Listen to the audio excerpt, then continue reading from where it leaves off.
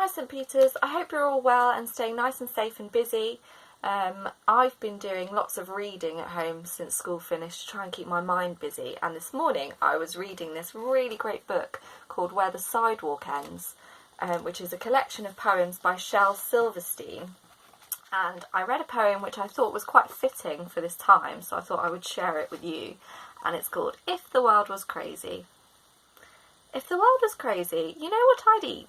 A big slice of soup and a whole quart of meat, a lemonade sandwich, and then I might try some roasted ice cream or a bicycle pie, a nice notebook salad, an underwear roast, an omelette of hats and some crisp cardboard toast, a thick malted milk made from pencils and daisies, and that's what I'd eat if the world was crazy.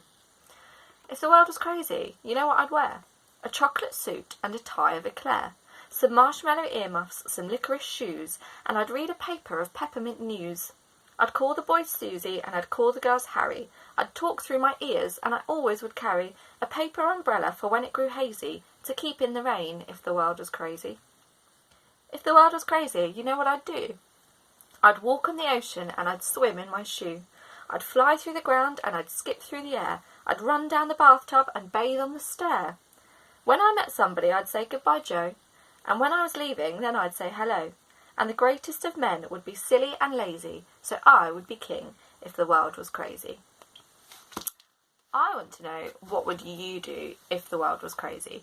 So I'm going to put a template to write a poem on the Year 3 page of the St Peters website.